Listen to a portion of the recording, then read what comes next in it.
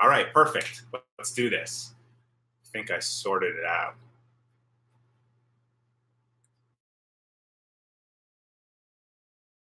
In the bag right now, probably my new putter, like that Ardmore 2. I'm rolling it really, really well. So that's definitely favorite club in the golf bag at the moment. Hello. Okay, people are showing up. Mariah, Kreiser, Sean, Jack, Howard, Will does stuff, Eli. All right. Hey, guys. Let's do this.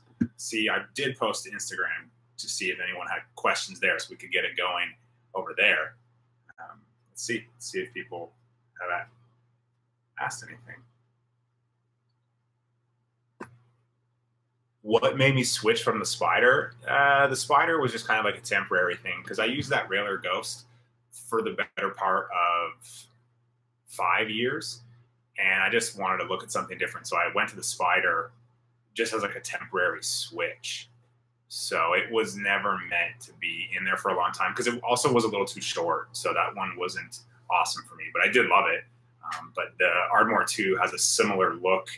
It's like a perfect mix between the Spider and the Railer Ghost in terms of a little bladey with a little bit of a flange. So yeah, that's why I switched from the Spider. Are you still on break? Well, yes and no. I did get back here to Jacksonville Wednesday, taking a few days off from the golf clubs, basically 4 days, and I'll start practicing on Monday and get back to work because, yeah, we have some good news has come, so I'm still going to be playing tournaments. Basically, my next event will be in 2 weeks, so the break is very, very minimal, but it's great to be home in Jacksonville with Kelly and relaxing. Do I have any friends I've met in tournaments that are in the same situation as me? Yeah, lots. Almost all of us struggle financially when it comes to this. That lighting's really getting weird. I'll stay there. Like one player I played my practice round with on Saturday for the event at Settlers Ghost. He's probably 24, 25, and we were just messaging on Wednesday. And I told him the good news about some finances that I came into, and he had the same thing happen. He had been struggling financially, and then some members of the club kind of asked to talk to him and try to give him some bucks to go play. And in terms of players my age, for the most part, anyone in their 30s that is still at a developmental level is in debt for sure. Not because they're not good enough or anything like that. So they're definitely still in debt, and that's what makes a lot of people stop in that regard. But yeah, there's a lot of us, like debt, financial stresses, age stresses, not being where you think you should be is pretty common amongst anybody. Basically, below the web.com, even PGA Tour Canada players, unless you're straight out of college, like you're struggling to make ends meet. So there's a lot of us in the same boat, and I've got some close friends that are in the same boat. So it's actually, we're good at helping each other out, talking to each other, and helping make decisions on what to do with money. The air conditioning unit's making some noise. Up here for some questions. Okay, that air conditioner's making too much noise. Light in here.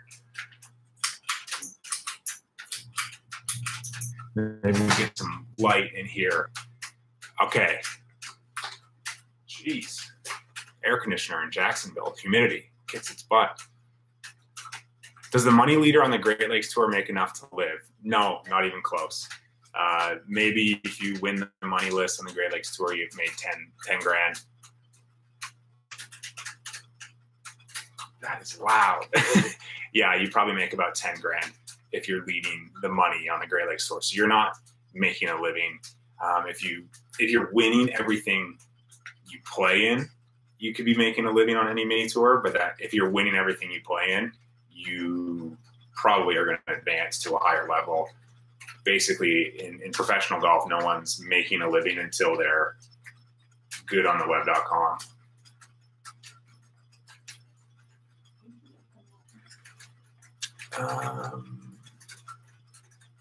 Let's see. Have I ever played St. George's? No. still high on my list. I'm actually the club pro at St. George's with my old club pro in Ottawa. So I can get out there. I just have to have the time and do it. How do I mark my golf ball? Oh, shoot, how many here? I just marked 2 black dots over the E of TaylorMade. Yeah, that's how I mark my golf ball. Is it like, is all that noise really loud, guys? Just let me know if you can't hear me or anything like that. Have I ever played any courses in Minnesota? No, I've never been to Minnesota. What club do I struggle with most? Historically, it's been driver. I've been a terrible driver of the ball. Now I'm struggling the most with my 2-iron, actually, because it's the only club in my bag that is still a KBS iron shaft and not a Nippon Modus shaft. So just the weight of it's not the weight, but the feel of it's 2 irons, just because I can't really feel the club at the top. So that's what I'm struggling with the most. And typically 2-iron is like a huge strength of mine. So I'm just patiently waiting on my my UDI to show up, my 790 UDI with the proper shaft in it. Do I play any money games in Florida? No, not really. When I lived on the other coast of Florida, yeah, there'd always be like quota points and skin games to play in. But over here in Jacksonville, no. Did I have opportunities to play college golf? Yeah, I did. I was paying my own way, so any opportunities I had just wasn't enough of a scholarship. I had some half-ride offers from some decent schools, but that was still going to cost me like $35,000 a year. And I've been working since I was 10 years old, saving for college and university in Canada. It's like $5,000 a year. So I graduated with no debt, and it cost 20 grand, as opposed to going down south to try to play. So the college golf I played was at Ottawa U, and luckily we played the entire fall schedule in the Northeast. So we had a really good schedule. We played a lot of NCAA events, played 7-8 weeks in a row. So I had a pretty good college opportunity, even though I stayed at home.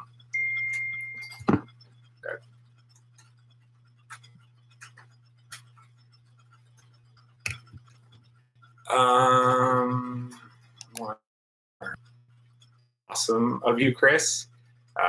Send me a message on Instagram. We can talk about that. I should do some course vlogs. Yeah, there's definitely more course vlogs in the plans.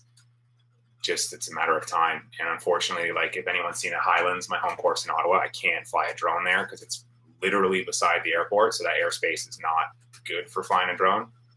So, but there'll be some course vlogs coming definitely when I have the time for them. And there will be all those par 3 course vlogs that I'm doing throughout the summertime. So stay tuned for those things. They'll be pretty fun. I got some cool opponents I'm going to be taking on in those 9-hole course vlogs.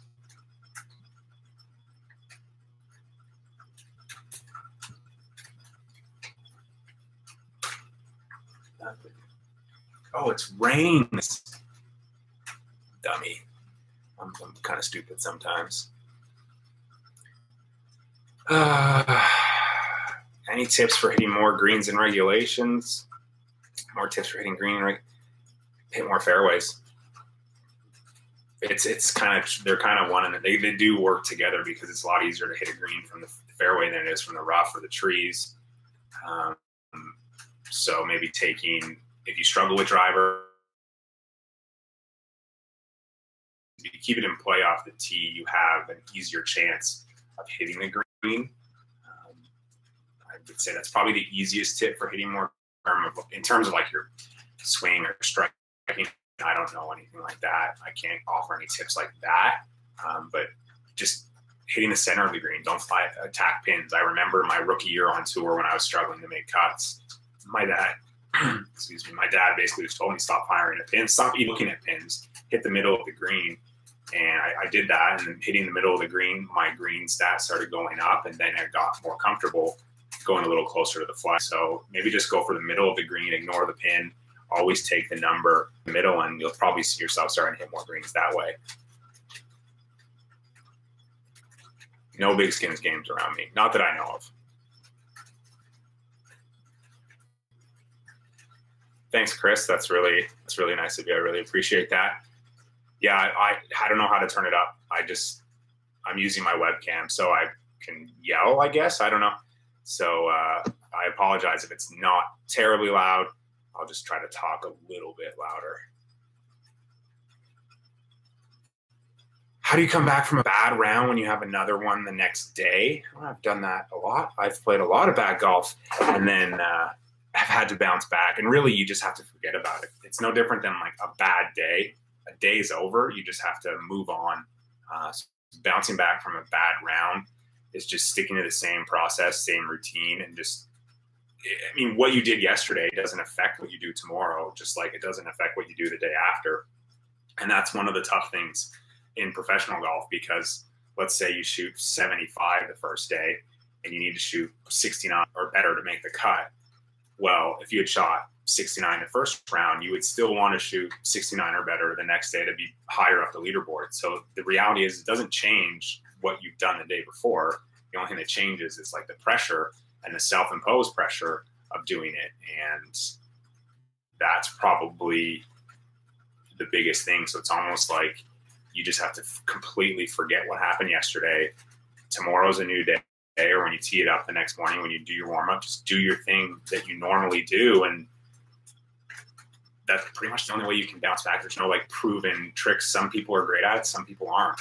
It's like even in one round, some people are great at birdieing the hole after a bogey, and some people just don't have that ability, or they're not as good at that. So it's just one of those things that you got to figure out kind of what works for you. And for me, it's just, I have a bad round, I process it, I have an angry hour, and then I let it go. And then and you focus on the next. And that's,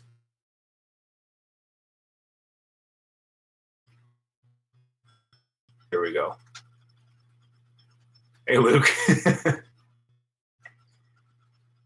Oh, my goodness. Okay, I'm trying to get all the questions here. Hold on. I'm going to try to figure out. Kelly's telling me it's not very loud. What?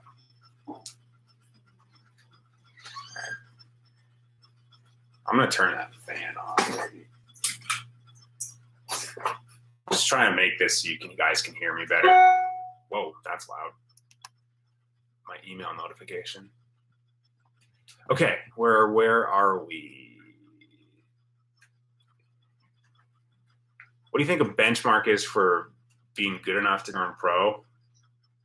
I have a really different opinion than common belief on that.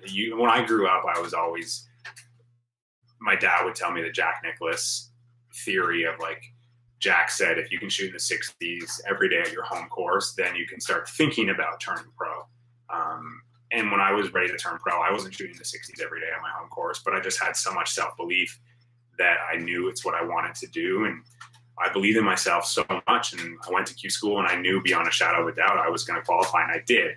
So in terms of like that benchmark, it doesn't matter what other people say. Like, if you know you have the ability to break par and keep it around par and hang in competition and enjoy competition, then give it a shot. Turn pro. Like, if you have the money to do it, do it. You're going to realize the learning curve is like this steep. There's nothing that can prepare you for it. There's nothing I can say. I can make videos and try to help. And there's other, like Luke makes cool videos that help people that try to get an idea of what it is to be a professional golfer and what you need to have, like your kind of your toolbox, your assets. But I mean, yeah, if you're not a scratch golfer, you're dreaming, because the reality is, like, as I've experienced in 2 qualifiers this year already, people lie and say they're scratch golfers and they go out there and shoot 85 to 90. And you do that and you're never going to gain any confidence trying to be a professional golfer if you're struggling to shoot low 70s out there every time, like from the jump. So if you're not a scratch or better golfer, it's probably something you shouldn't think about. But that being said, it's something you can work towards. And if it's your dream, goal, aspiration, work towards it. Don't let anyone tell you you can't do it, because I'm a testament of that. A lot of people my age, a lot of people have told me I should stop or that I'm not good enough, and I still believe in myself, and I'm giving myself the best opportunity I can. And myself, if you're ready to take on professional golf and the stress and the pressure and the travel and everything that comes with it. But I will be making a video in the next week or two just about that transition in turning pro. So stay tuned for that.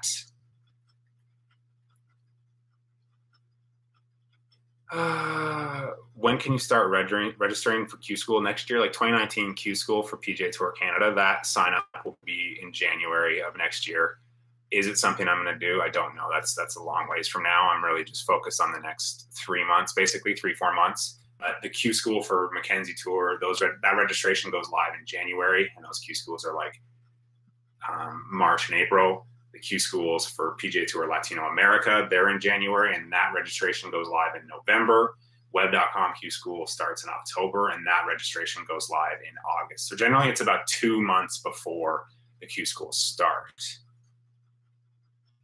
What do I use in my irons? I use Nippon Modus 130s in my irons. They're the best shaft I've ever used.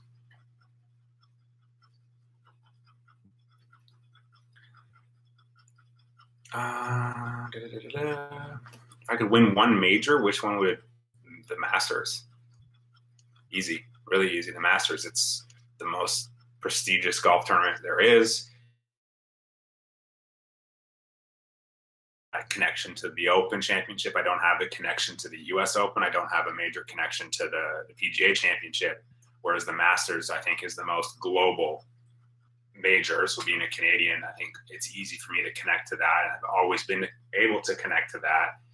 So yeah, definitely the Masters. Winning a green jacket. I mean, all of my memories from watching golf as a kid with my dad and mom are all from watching the Masters. Especially, again, being Canadian, the Masters is always right around when golf season starts, like driving ranges would open up in Ottawa. So I'd be watching the Masters as 10, 12, 14 years old, and I could finally get out of the snow and practice. So the Masters is just like the most special golf tournament to me, without a doubt.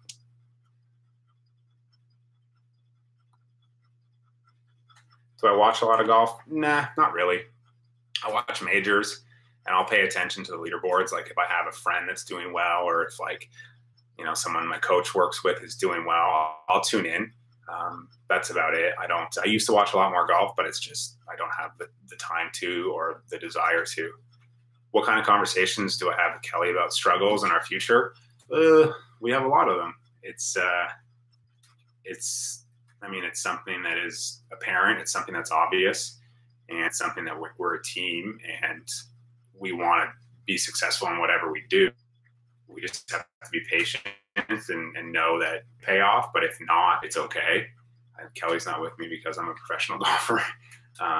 We have such a stronger foundation than that. So if it doesn't work out, we'll figure something out. I'll want to be able to have a future and a life like I was raised, kind of thing. And being a struggling golfer into your 30s and being in debt isn't an awesome thing on your CV when it comes to, hey, do you want to marry me? So we'll just we'll wait out this year. We'll work through this year and on the golf course and see what happens. And if not, we'll just figure something else out. We talk about it about those things, and she's my biggest supporter, cheerleader. So I know she wants to see me succeed, like seeing me miserable and not enjoying golf. So I think that's the bigger conversations we've been having. Yeah, sorry guys, our internet went out here, so I had to start up a new stream, and we moved to some better lighting. We're good to go. So Eli, you didn't hear me explain the story about the best shot I ever hit? Explain that again?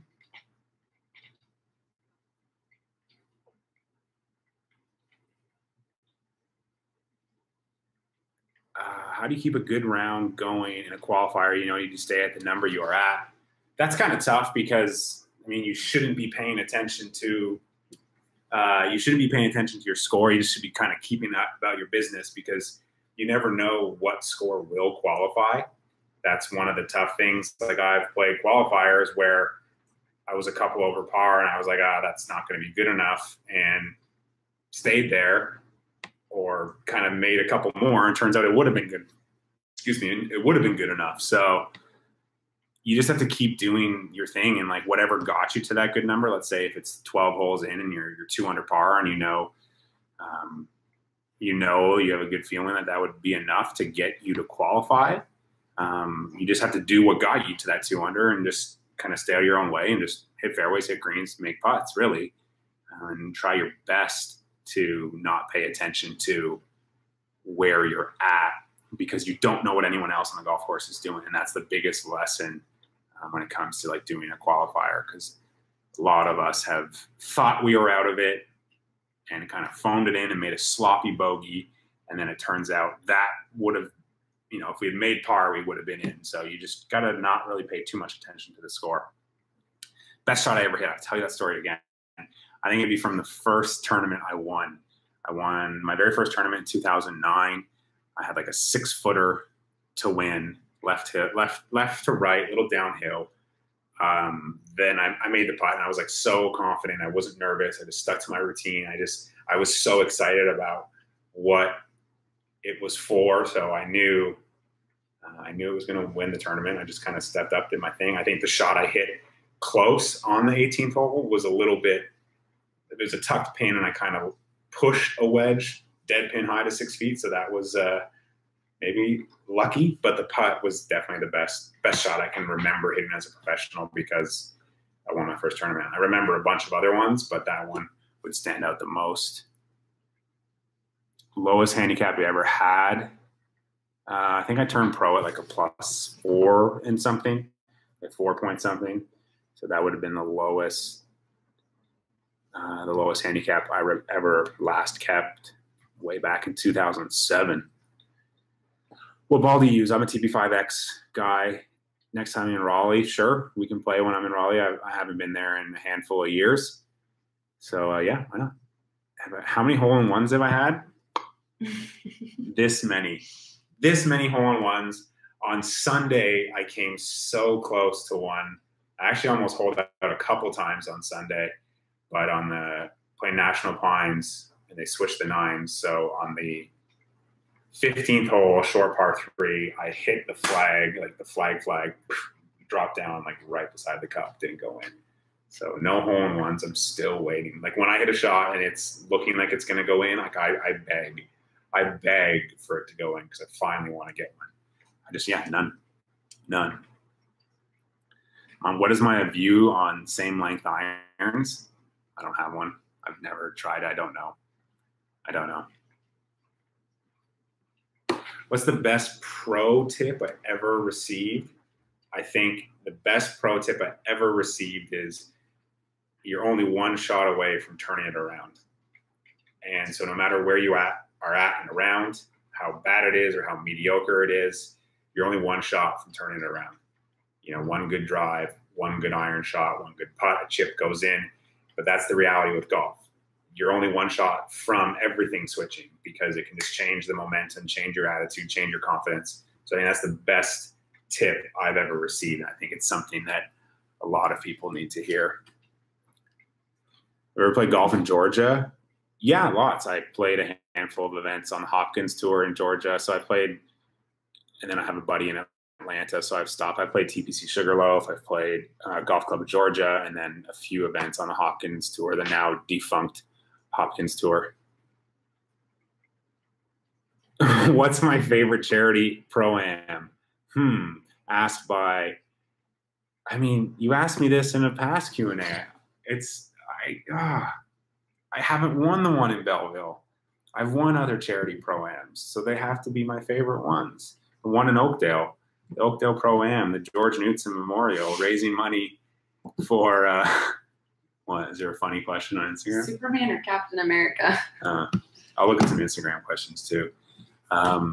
Yeah, I better win Belleville this year, then it'll be my favorite one. Any advice for golfers just starting? Just enjoy it. Just have fun. Really, golf is such a frustrating sport, and it's so easy for you to get frustrated and not enjoy it. Just go out and have fun. It's the best advice. Like, laugh at yourself. Enjoy it. Enjoy the time in the sun with your friends, your family, with a beer, whatever it is. Just have fun. Am I a Tiger fan? Absolutely. Absolutely. Like, I grew up watching him. He's the reason I probably pursued golf as heavily as I did. So yeah, definitely a Tiger fan. My favorite course to play at. I love my course here. I love Northampton. I think June 28th. What can a 15-year-old scratch golfer do to get sponsored? Just keep playing good golf. Like, that's it. If you play good golf, doors open. That's kind of how it works. And then when you want to turn pro, you know, again, I'm going to make a video on how you can go about finding clubs, how you can go about finding funding, but you just have to be playing great golf and winning. But at the end of the day, at 15, I don't think you should be thinking about that. You should just be enjoying golf and playing good golf. And if your good golf is winning tournaments for you, just keep doing what you're doing and let that stuff take care of itself, and let your golf send you to school and do all that. Worrying about something other than golf, take it from me, as if you've noticed on this channel, when you worry about the other stuff that's not in your control, it really affects your golf. So just worry about your golf, and then all those doors can open themselves. Story of how I got into golf. My dad was a club pro. So that's how I got into golf. I grew up basically with a golf club in my hand, and I got into golf just so I could spend time with him. That's pretty basic one there. Favorite post-tournament celebratory meal? Well, I mean, it'd just be my favorite meal. It'd be like pizza or tacos. That'd be it. That Kelli made. A home-cooked meal from Kelli. That'd be my favorite celebratory meal. Am I going to watch any of the Memorial? I'll watch it this weekend if Julian Surrey's doing well. He works with Dan. He's playing on the European Tour, but he got an exemption this week. So if Julian's in there and in the mix, I'm definitely going to pay attention to it. Favorite sport besides golf? Hockey. Duh. Hockey. I'm Canadian. Hockey. All day. Do I think golf is too expensive? Yeah. Like at all levels, like even entry, like at all levels, it's an expensive game. But that being said, it's an expensive thing to maintain. Golf courses, to maintain themselves, is expensive. So I think it's all appropriate. It's all relative. Like comparing it to hockey, comparing it to football, all those are really expensive sports too for anyone to play. Golf just can be viewed as more expensive because it's more inclusive. Like more people can tee it up and go to a driving range and go play a round of golf, whereas not just anybody can get onto a hockey rink and play a game. So I think that's probably why it can be viewed as it's more expensive. But yeah, I think it is what it is. Do really about the cost of golf. Never been to the UK. Golden Knights, of course, the Golden Knights. Like, that's the coolest story ever. If an expansion team can win the Stanley Cup, like, I'm a huge Ovechkin fan. It'd be amazing to finally see him win a cup. He's long overdue, but that Golden Knights story is just like, they're gonna make a movie about that. Like, especially with what happened in Vegas in the fall. Like, yeah, wow, that'd be amazing. What was I shooting at 13 years old? Probably in the 70s, like high 70s. Because I remember when I was 14 playing the Quebec Provincial Championship, and like a good round for me was like 78. So maybe in my 13, it was like, I was trying to break 80, probably around. That was where I was at. How structured do I keep my diet? Not very structured at all. I don't. I used to like pay a lot of, I mean, I still pay attention to what I eat. I try to be healthy, but I like junk. I like candy. I like pizza. I like tacos. I try not to drink when I'm on the road. Like I enjoy beer, like IPA, craft beer. I'll drink when I'm home. When I'm on the road, I won't drink. That's one of the things I try to do. And I just try to eat the way that I don't feel like crap afterwards. I eat home lot.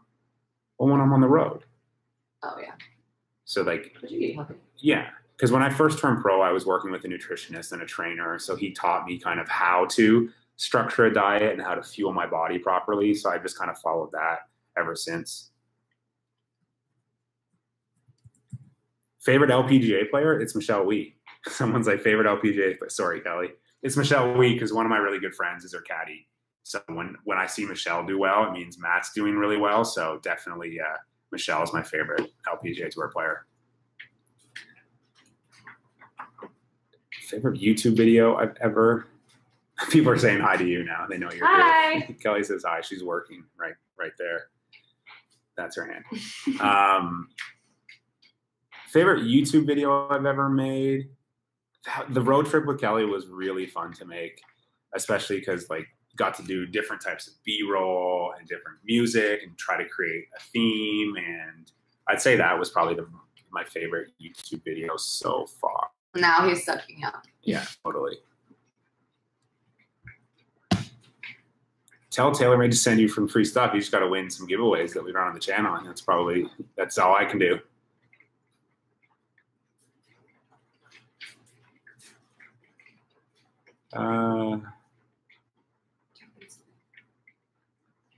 They're like longer questions. I'm just reading them now.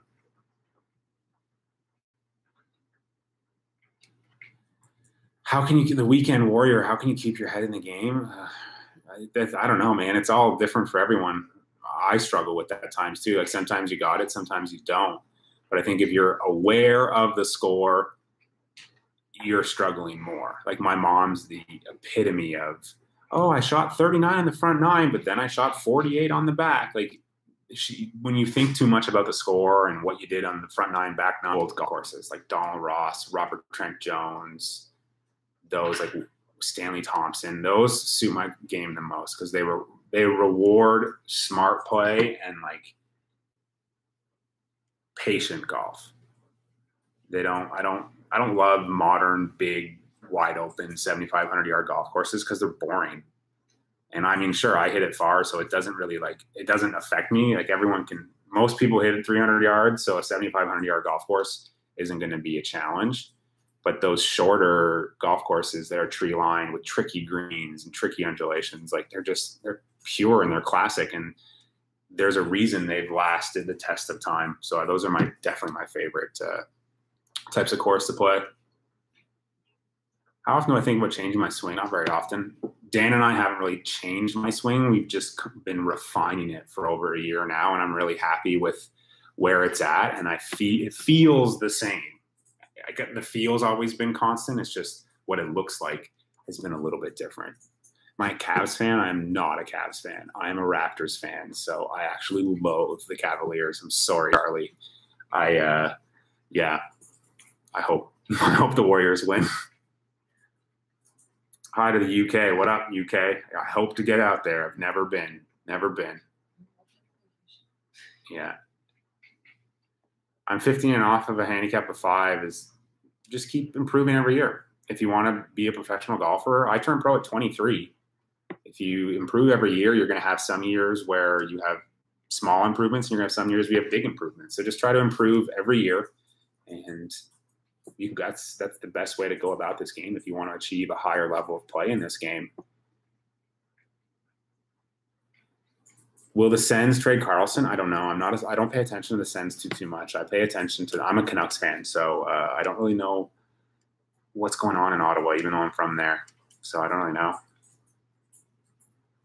If you got an opportunity to play something like the Big Break, would you do it? I would have. I auditioned for the Big Break a couple times and got to like the final cuts, but now definitely not.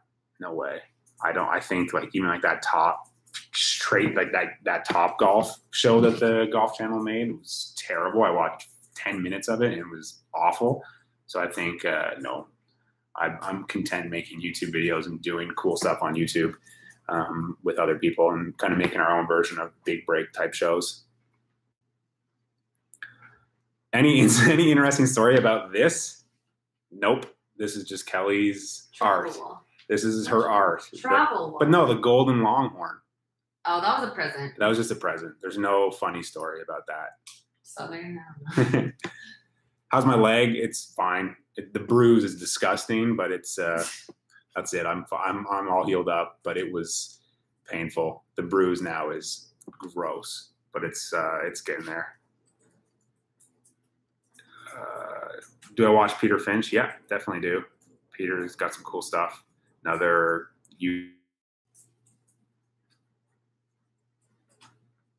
Oh, Tyler, yeah, it'd be amazing if Carlson got traded to the Canucks. That'd be amazing. Like, yes, especially now that we have some cap space with the Sedin's retiring. We need some big names back in Vancouver, so that would be awesome.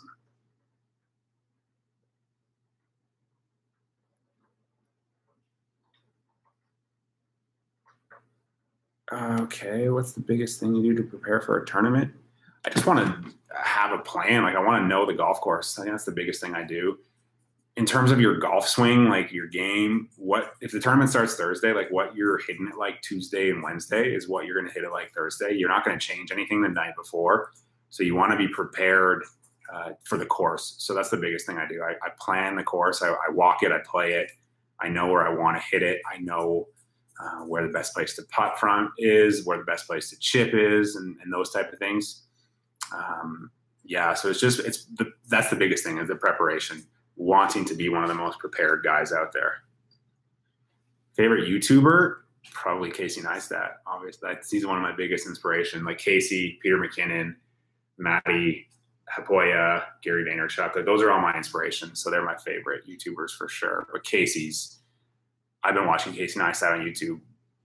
Shoot, like before when he made that Make It Count video for Nike in like 2013. I remember watching that on YouTube, and like this guy, I was really drawn to him. So I've been following Casey from day one of his YouTube boom.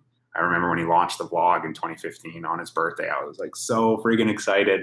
So he's a big inspiration. My favorite YouTuber, and one of my biggest role models. I mean, that's why I have people have been asking about tattoos, but like this is exactly a tattoo that Casey has. Work harder. His is like down here a little bit, but I got work hard in my own hand as a kind of homage to Casey, but like my own reminder to constantly be working harder. You didn't know that? Oh yeah. Coolest part about being sponsored by Adidas? Well, it's so cool. Like, they're such a cool brand. I would say this year the coolest part is being able to coordinate with the global, like the US based social media team. That's been the coolest part so far.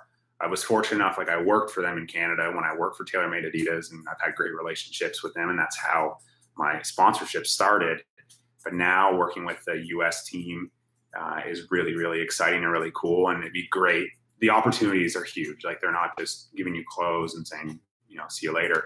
Building a relationship and like being aware of potential future opportunities, I think that's the coolest part.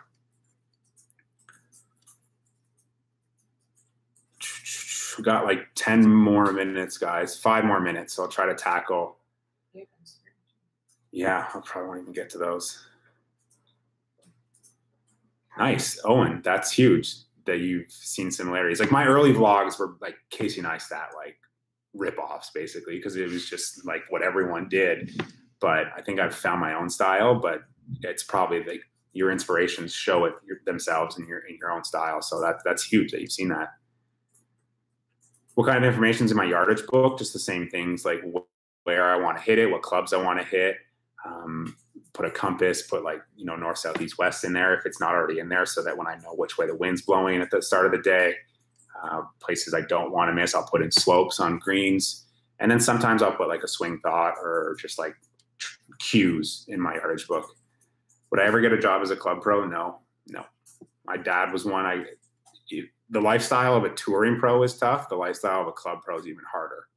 Like, I spend 4 or 5 weeks on the road and come home and like that. Like, that's hard for a relationship or a family. Whereas a club pro, you are like in Canada alone. And like, that's with winter. My dad was gone sun up to sundown from March through November. I saw my dad 3 months a year. So I would never want to be a club pro and have that family life. Nope.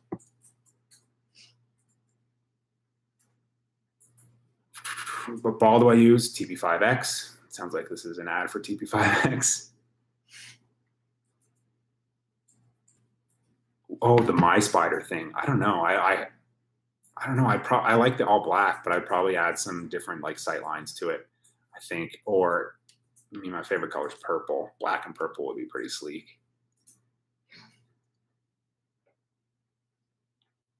Wedge distances, I manage it in terms of like swing speed and effort. That's how I manage my distance control, not clock style. It's effort and speed. I'd rather be able to hit the driver like Bubba or the wedge like Phil. Probably wedge. Yeah, I'd rather hit the wedge like Phil than drive it like Bubba.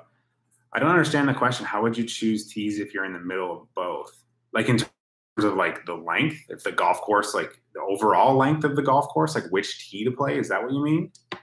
What wedges do I use? The milled grind, TaylorMade milled grind, pitching wedge, 54 and 60. When are we planning to tie the knot? Oh, I got to ask her first. What's the worst first tee shot I've ever hit in a tournament? We actually talked about it in the Great Lakes Tour video. That one was awful. I chunk skied 2 3-woods in a row into a hazard right in front of me. I made a 9. That's definitely the worst first tee I've ever hit. It was my first ever Great Lakes Tour event, but I did win the next one, so we got our payback. Oh, like with yardage? Probably go the shorter one, especially if it's a new course that you haven't played and you're used to playing 6,500 and they have 63 or 68. Play the shorter one. You would enjoy it a lot more. Favorite PGA Tour player? I mean, it sounds funny, but like this isn't because they all use TaylorMade golf clubs, but like Justin Rose, Jason Day, Rory McIlroy, and Tiger. Those are probably my favorite players. And then I've got friends out there, like if they're doing well, they're my favorite that week kind of thing. Like Brad Fritsch is a good friend of mine, so he's one of my favorite PGA Tour players. My handicap at 14, probably like 3 or 4. Like I was shooting in the 70s then. Beer or coffee? Oh, That's what we're ending this one on. This is like Sophie's choice. Oh, coffee. Yeah, I love iced coffee. Coffee flavored beer. Coffee flavored, because coffee's better for me than beer. Yeah, so coffee. I would, if I had to give up for the rest of my life, I would give up beer. Yeah, then you can answer my question. If you could have any company sponsor you, who would it be? You'd want Starbucks. Yeah, Starbucks, for sure. Can your wife say hi to the viewers? She's not my wife. She's my girlfriend. She's working over there. I said girlfriend. I know. You can go see Kelli she's working right now, so she's doesn't want to be on camera. You can see her in our vlog. We did a vlog together, the girlfriend vlog. So you can go see that. You can meet my wife then. Might as well be. Okay, this would be a good one. Any advice for high school golfers? Have fun. I stopped golfing twice when I was a teenager because it was not fun. Like I took the entire summer off when I was 17 because I was not enjoying it. Someone asked, do you have any sisters? She does, but they have kids. They're married with kids. But yeah, back to if you're in high school and you're not having fun, if it's too serious for you, if there's too much pressure on you, you're a teenager. You're meant to enjoy life. You're meant to have fun. Like you can't get those years back. And I lost those years because I took it way too seriously. And I hated golf when I was 17. So I would say, what would you say to your 17-year-old self? Like, have more fun. Yeah. And save money. Have more fun. Like when I was that age, I just did not enjoy golf. It was too serious because it mattered too much to me what I shot and what my friends thought and what my dad thought. And the members of my course, because I wanted to turn pro. So everything, or I wanted a scholarship. So everything like meant the world. It was life or death. And I was my golf score. So I would say for high school teenagers, have fun with it. You're going to play great golf. You're going to play bad golf. Like that's the nature of the sport. Do not let it become your worth. And if you played really bad golf and you feel terrible, like tell someone. That was one thing I never did. I never talked to my family about like how me playing bad, like beat me up inside and my documented struggles with depression as a teenager. So if you're struggling like that, like tell someone, because it's okay to feel receding hairline, because I spent many years not having fun with golf. So have fun with it. And I think that's where we'll leave it now. And thank you guys all for tuning in. I'm going to like re-upload this so you can see this if you've missed it or anything. But yeah, if you're not a subscriber, subscribe, like all that fun stuff. And I've got a cool video I'm going to upload in like 2 days, one day. I would like some exciting then. Peace.